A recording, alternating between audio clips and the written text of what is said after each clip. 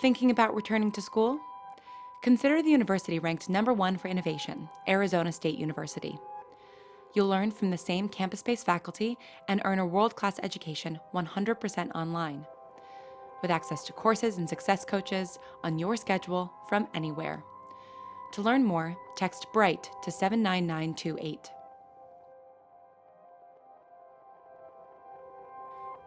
Please be advised that this episode contains descriptions of violence and war and deals with some of the trauma that results from these actions.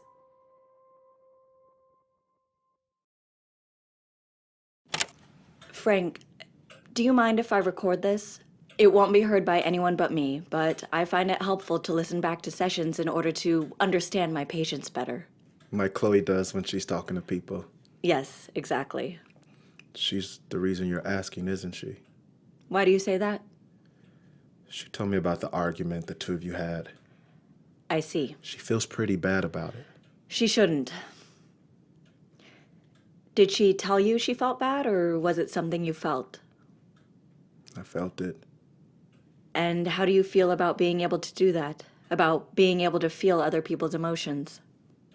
It depends On what? on who the person is. I like feeling what Chloe feels. And everyone else? I don't like how anxious you feel right now. I hope I'm not making you nervous. No, of course not, Frank. It's been a stressful few days, that's all. I'm sorry if my anxiety is making you anxious. You have nothing to worry about when you're in here. Thank you. And thank you for agreeing to see me again. Of course, Frank. I want to help. I'd like to start by talking about what your goals are for therapy. What do you feel was missing in your sessions at the VA? Well, like I said, the last time they couldn't really understand everything that I'd gone through. I suppose I could have told them about the experiments, but, well, I didn't want anything to get back to the higher-ups. Why is that? There are things that they don't know about me. Things that they overlooked when I was discharged. I didn't want to give them any reason to get suspicious and track me down again. They left me alone so far. You haven't had much contact with the military since returning home? No, ma'am. Remember, Frank, you don't have to call me ma'am, unless you want to. You're welcome to call me Dr. Bright or Joan if you prefer. What didn't you want them knowing? That I was having problems with the Unity compound. They didn't, but they assumed it wouldn't work anymore. That's why they haven't been very involved. They don't realize I can still use the empath ability. Was the compound... You said it was called the Unity compound? That's what we called it. It had a long official name, a bunch of letters and numbers that the lab coats called it, but we called it Unity because that was the name of the project. I see. And was Unity meant to be temporary? No, it was permanent. But it was only supposed to work with the other people who got it, just the rest of my unit. It wasn't supposed to work with everyone. Do they know that it can work with anyone? I don't believe so, no. You're confused. It's just... That's a pretty significant detail for a team of scientists to overlook. The scientists didn't. When they put the Unity compound, drug, serum, or whatever it was, into us, that was monitored. We did all these tests and trials, did exercises as a unit to get used to it, had all our vitals measured the whole time to make sure our bodies could take the stress. But once they realized it worked, we were put back in the field and they stopped checking up so much. We would go back to the base and do evals in between our tours, but it's not like they knew what to look for. Once it was in our bodies, it wasn't supposed to change. But it did change? Yes. We were all a bit slow to notice at first. It's an adjustment, being that in tune with 8 other people. But eventually your body settles into it, finds a rhythm, a comfort in it. Towards the end of our second tour, we noticed that something had shifted. Shifted how? Have you ever painted with watercolors, Dr. Bright? I can't say that I have. It's not my preferred medium. With oils and acrylics, you can be more exact. It's easier to get the color you want, make the lines that you want, and you can always paint over it once it's dry. And that's not the case with watercolor? If you're not careful, watercolor bleeds. The pigment will stray outside the line, spread out on its own, and you can't pull it back in or paint over it. If you add more paint, it bleeds more. It sounds frustrating. It can be, but the end result is beautiful if you have the patience for it. I'm sure it is. That started happening to us. For the first year or so, the unity stayed within the lines of our unit. It was contained to the 9 of us. It was painting with oils. Each person was their own color, but you could mix them in different combinations. But it was deliberate. It was in our control. And then And then, it started to bleed. what do you mean by that, Frank? I'd like to talk about something else, please. All right, we can come back to this. Is it all right if I ask you a few questions about the experiments? Okay. Was it just your unit being given the chemical compound, or were they testing it on multiple units? I don't know. We were the only Marines I ever saw around. I mean, I guess they could have been doing more experiments elsewhere in the country, but we were the first team as I understand it. So you don't know if more soldiers were given the compound? I don't know of any specifically, but I wouldn't be surprised if they tried it out on some other people. Why do you say that? The experiment was a success in their eyes. At least that was the impression we got after our first tour. It did make us more efficient, more cohesive as a unit. I think they've shut down the project now, though. How do you know? It was expensive. With each checkup, fewer and fewer people were involved. And the last eval we had, there were only 10 people there, maybe? And previously there had been more? Lots more. The initial trials had about 20 doctors, at least 5 generals, and then a bunch of brass from the DOD and that AM organization. There were probably about 50 people there watching us as we got injected for the first time. My goodness. And you recognized the haze out of all of that? Well, they were pretty high up as far as I can tell. It was pretty easy to pick out the people that were running different parts of the show. And the haze were running part of it? It sure seemed like it. There was Dr. Roberts, Dr. Sadler, and Dr. Rodriguez. Those were the folks actually injecting us, doing our physicals, basically running the people end of the experiment. Have you had any contact with any of these doctors since returning? Not really. Dr. Sadler wrote me a nice letter after, well, right before I came back. She was always really nice to us. So was Dr. Rodriguez, but he left the project after our second tour. I never did find out why. And Dr. Roberts? Haven't heard anything. Don't know what he's up to these days. I imagine he'd be retired by now. He was ancient. I guess he'd been a field medic way back in the day and moved up the ranks with the general who was running the military side of the project. General Patton. Yep, that's his real name. No relation as far as I know. He and Dr. Roberts were pretty close. I think they came up with the idea for Unity together and then got the Haze and the AM to make it a reality. But the haze weren't the ones running the experiments. No, they're responsible for the compound itself. I guess they're some of the DOD's top scientists, so they did all the nitty-gritty lab stuff. Worked with the director from the AM that would come in from time to time. I never caught her name, but I think she may have been related to Dr. Hayes, the female Dr. Hayes. What makes you say that? Well, they looked alike, for one. And they had definitely known each other for a long time. You can tell that type of thing, you know? They were always whispering to each other, trying to give each other notes. Before I joined up with Unity, I was with the larger unit of Marines, and there were these twins. You could tell they loved each other. They would have died for each other. But they were also fiercely competitive. One was always trying to one-up the other. Dr. Hayes and this director were like that, like sibling rivalry. Between that, the fact that the Hayes are a married couple, and that Patton and Roberts had known each other for 100 years, it really felt like a family affair. Guess there's benefit to such close ranks, easier to build trust, and why did you get scared all of a sudden? I'm sorry? There's this balloon of fear that just started expanding. Is something wrong? No, I think I know the AM director you're referring to. She keeps popping up in unexpected places.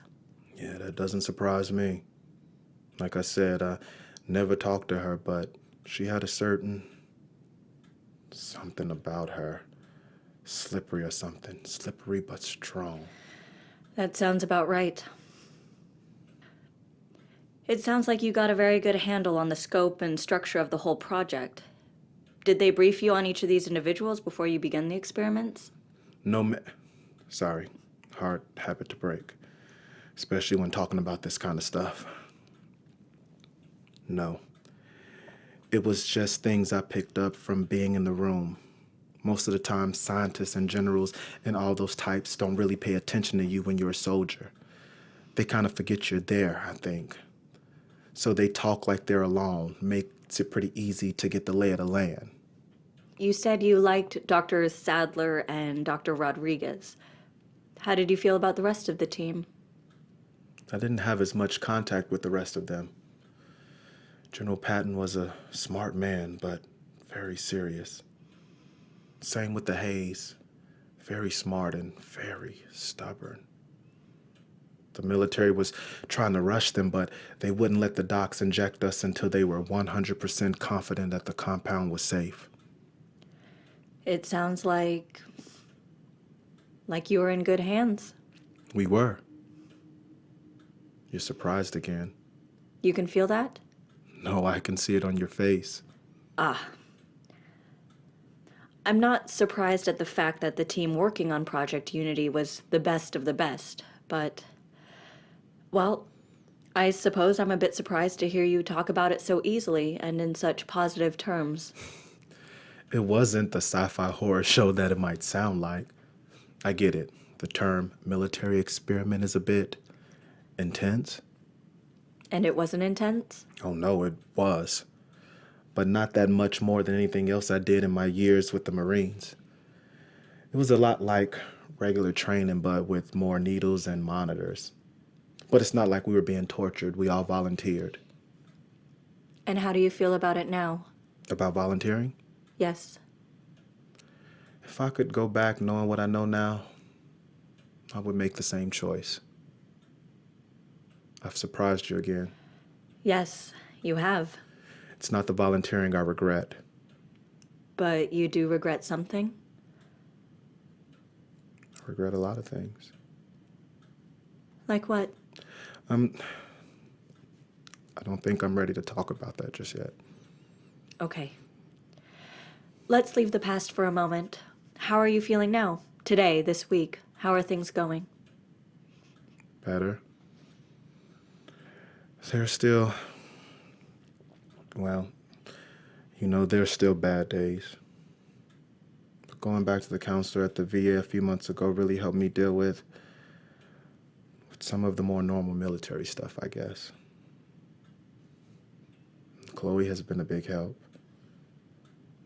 It's nice to have someone who knows what's going on in my head without having to explain. I'm very glad to hear that. And Mrs. Turner, are you happy living with her? Very much. I try to help around the house as much as I can. Fixing things that don't need too steady a hand, but Vanessa, well, she doesn't need a lot of help, does she? I'll offer to carry something heavy for her, but she just... Uses her mind? Yeah. It's pretty amazing. It is. I'm sure she appreciates the offer of help all the same. Yeah, I think she does. But I don't want to overstay my welcome. Once I get a job, I'll start saving up so I can find my own spot. How are you feeling about the job search? All right. Some people get weird about hiring vets. They either don't want to deal with the trouble of someone like me, someone who hasn't had a job since he left the military, who maybe they recognize from the streets, or they feel like they owe you something because you served. It's almost worse. They make you feel like you're special in a way that, well, I already have plenty of reason to feel different. I don't need someone pointing it out by thanking me for my service or telling me how brave I am. I know that it must be difficult being an even smaller niche of the military, but you're not alone in feeling this way. Last time we spoke, you mentioned you still went to meetings at the vet center from time to time. I think that's a wonderful idea. Yeah, it's good. But even that, well, sometimes I don't want to relate to someone as a soldier, you know. It can be great to hear other vets talk, but sometimes I just want to be me, nothing else. That's perfectly understandable. I hope that's what this space can be for you. You can just be who you are, in this moment. I'll never ask you to be anyone else. Thank you. That's why I was even willing to talk to Chloe all those months ago. She was so odd. She came out of nowhere and just started talking to me. A few words here and there until she mentioned painting, and then it all just came pouring out. And I didn't get it then, how she knew I was an artist, but I was just so relieved to have somebody see me as something more than a homeless vet. I'm very glad that the two of you met. I think it has been good for both of you. I hope so. I hope that it's been good for Chloe, that is. I don't know where I'd be without her, or Vanessa. I actually have a job interview this afternoon that Vanessa set up for me. Security at the university she works at. That's wonderful. I hope it goes well. I think it'd be perfect. It's a night shift covering the main library and a couple administrative buildings, so it'd be quiet, and then I could paint during the day when the light is good. It sounds ideal. Are you comfortable working alone? I think so. I've been on my own for a little while now, and it's easier when I'm having a bad spell if I'm not around other people. I can understand that.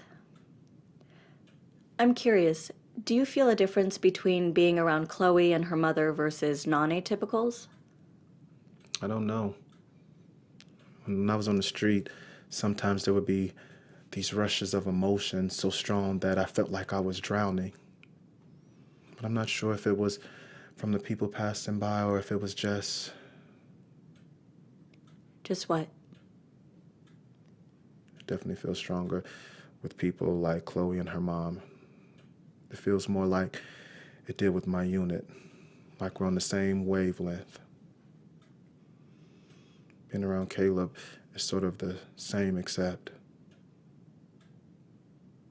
well, he's a nice kid and all, but I can't say I enjoy being around him all that much. Why not? It's like,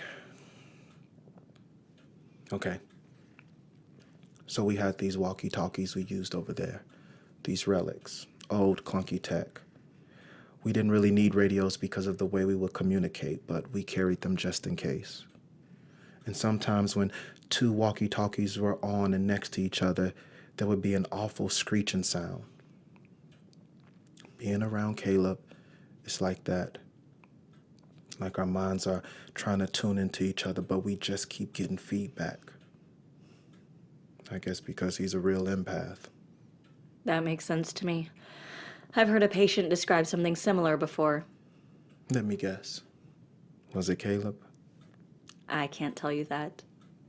Right. Is there anyone else you have a strong reaction to? I guess it must be easier with atypicals because, yes, I can feel Sam's emotions sometimes. Not a lot of them, but it's like I can feel the ones I recognize, if that makes sense. With Chloe, it's the creative things that always feels the strongest. When she gets excited about something she's working on, it's like this little spark jumps into my body and I want to pick up a paintbrush right away. And I try, but, well, I haven't gotten my hands to stop shaking for long enough to finish anything. But it's nice to watch Chloe paint. She's better than she gives herself credit for. I can feel her sadness too. She tries to hide it, but I know her well enough now to feel it. So your ability to tune in increases the more you spend time with someone? It seems to. With Sam, though, I got a signal right away. Because she was feeling an emotion you recognized? Yeah, that's right. What was the emotion? Guilt. She swallowed in it. A lot of people in my unit had stuff to feel guilty about, myself included, but she wears it like a straitjacket, you know. I thought it was going to choke her.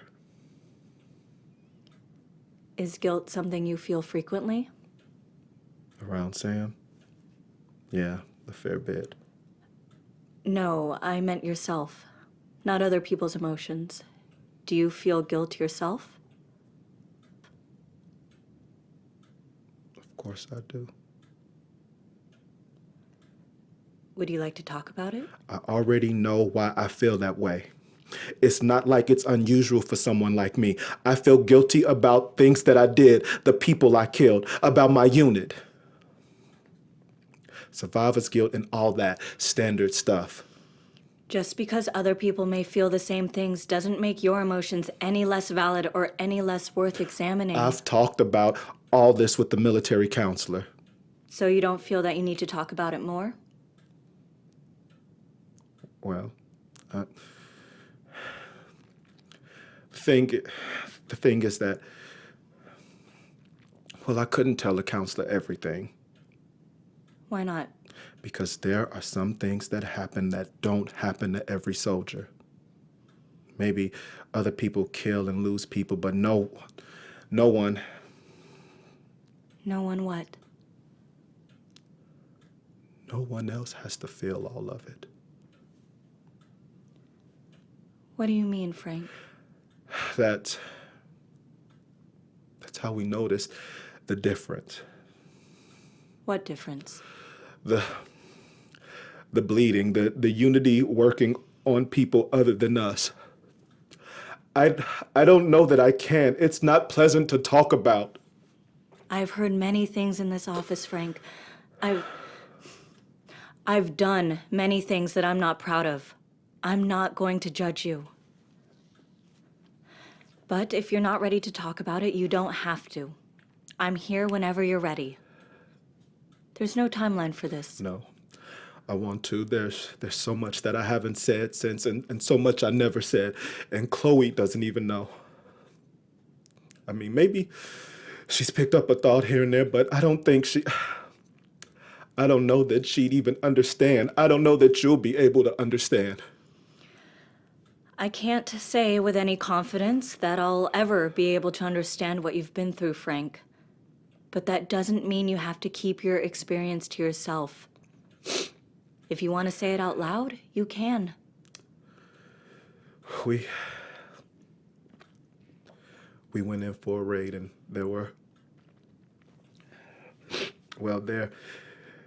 bad people, okay?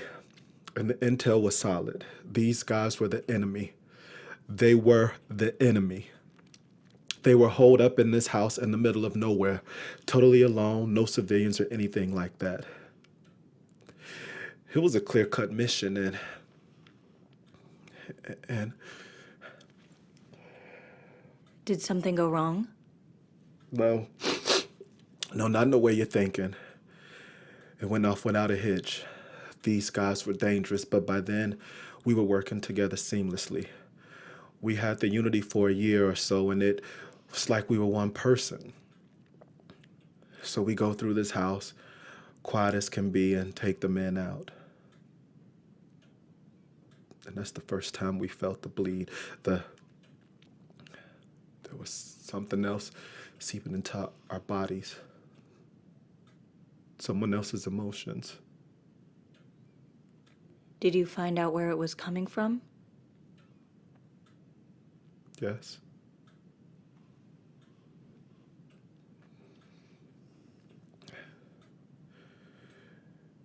It wasn't one of ours. It was the men we killed.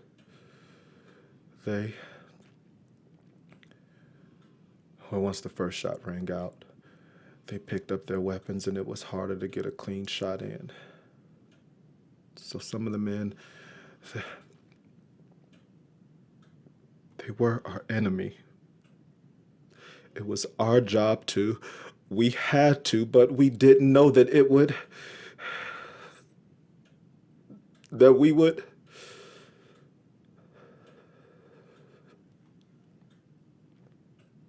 We felt them die. All of us. We felt these men lose their grip on life and take their final breath.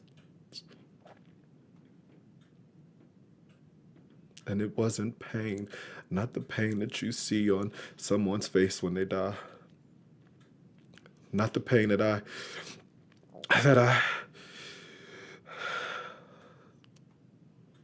it was something else. It was fear and disappointment and hate and sadness. And I could taste it on my tongue even now, and we're so sorry. We didn't know, and then we felt it. And it made things so hard, and you have to get used to it, to do what we do, and we knew it wasn't okay, but we did it anyway.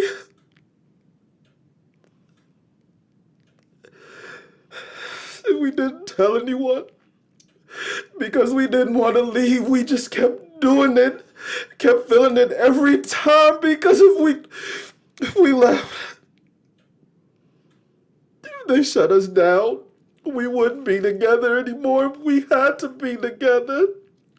We had to stay together. We had to die together, and we didn't. We didn't.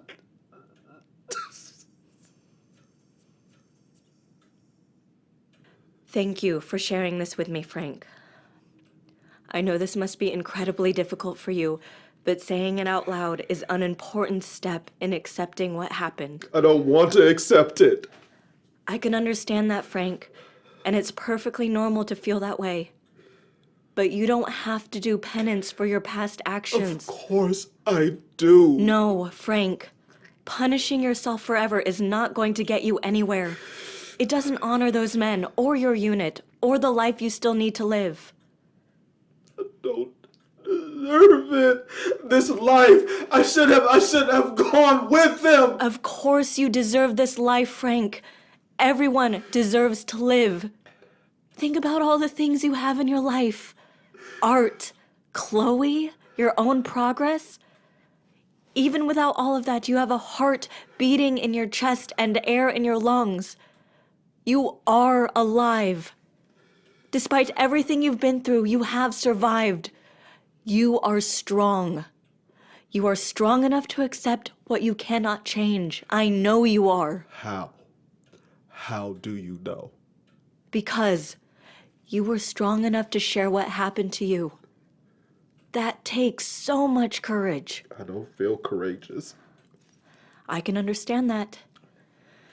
But coming in here, talking about what has happened to you, that is an act of courage. We cannot change the past, Frank, as much as we may want to. All that's important now is what lies ahead. How am I supposed to move forward from this? These feelings, they cycle through my body like poison working its way through my bloodstream. And I can't suck it out. No matter what I do, I'm infected with it. The colors bleed and I can never get them back inside the lines again. I can't forget. And sometimes I wish I could, but that wouldn't be fair. I have to remember them, all of them. Everything that happened, I can't forget. Frank, earlier you said you didn't regret volunteering. Why is that? They were my family. They were my family, and I let them down. It is extremely difficult to lose your family, Frank. It's okay to feel sad or angry or guilty about it. It's expected even. But I'd like you to tell me about why you volunteered in the first place. What made you want to join the Marines? Like I said, it was my dad's idea, and it seemed like the thing to do to make him happy. But then, I like protecting people. I want people to be safe, for their lives to be better. And I thought the Marines was the way to do that. How do you feel about the Marines now? I don't know. Last session, you said you were excited, honored to be part of Project Unity. Why is that?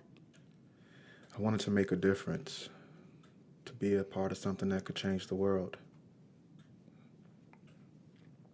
My Nana was always going on about how scientists were the real heroes. She was married to a scientist. I never met him, but he helped make some breakthroughs in vaccines in the 60s. And Nana was always so proud of that. She didn't like that my dad went to war, and she really didn't like that he wanted me to go. She would always say that wars come and go, but science is always there. She liked the certainty of it. Project Unity felt like my chance to live up to her, to the man she wanted me to be. Unity was cutting edge. It changed things. What we did, it wasn't perfect, maybe, but it could help a lot of people. They know that it works now, making normal people better, stronger. That could save lives. It did save lives. That's what I don't regret. Progress is progress. And I'm happy to die for that if it means that folks who come after me get to live a better life. Next time you start to remember the difficult moments in your past, focus on that. On the fact that you are part of something bigger that you feel was bettering humanity. Nothing that happened can change that fact. Yes, ma'am. But you still need to try and accept the things you cannot change. Are you willing to try and exercise with me? Okay. Okay. Make sure you're seated comfortably. Close your eyes. And focus all of your attention on your breath.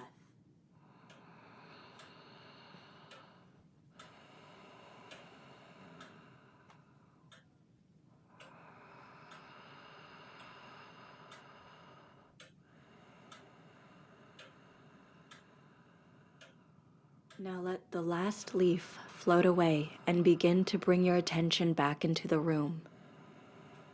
Whenever you're ready, open your eyes.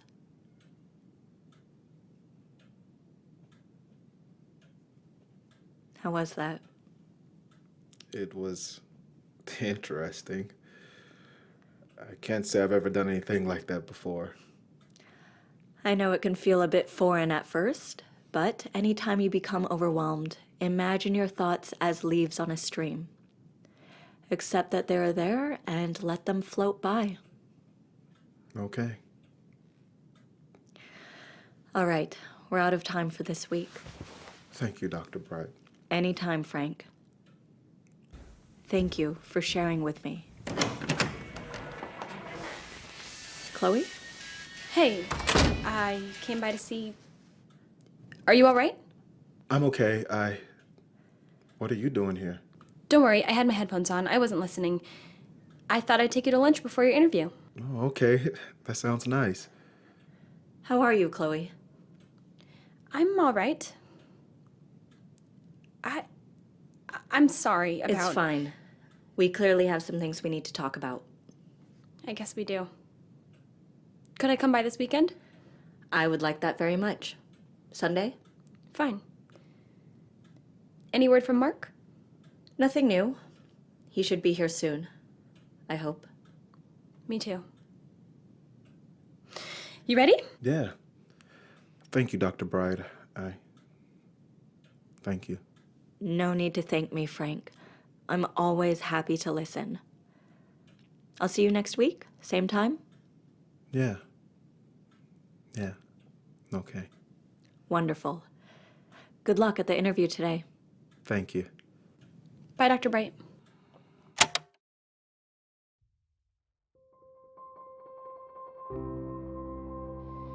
If you're considering going back to school, ask yourself, do you want to earn a quality degree from a world-renowned university? If so, consider Arizona State University, the university named #1 for innovation, ahead of Stanford and MIT. ASU offers more than 100 highly ranked degree programs 100% online, with direct access to success coaches and academic advisors to guide you along your journey. For more information about ASU Online, text BRIGHT to 79928. Again, text BRIGHT to 79928. Episode 34 was written and directed by Lauren Shippen and produced by Misha Stanton. The voice of Dr. Bright is Julia Morizawa. The voice of Frank is Philip Jordan, and the voice of Chloe is Anna Laurie. Our music is composed and performed by Evan Cunningham, and the song that Chloe was listening to at the end of the episode was Ride by the band Far Places. For more information about the show, special bonus content, and official merchandise, please visit our website at thebrightsessions.com. You can also like us on Facebook, follow us on Tumblr, and on Twitter at Bright Podcast. The Bright Sessions would like to thank Elizabeth Laird, Anna Laurie, Elizabeth and Matthew Harrington, Ken Hertz, Alyssa Adler, Oswaldo Rossi, and Authentic. The Bright Sessions will return next Wednesday on March 22nd with a mini episode. Until then, thanks for listening and stay strange.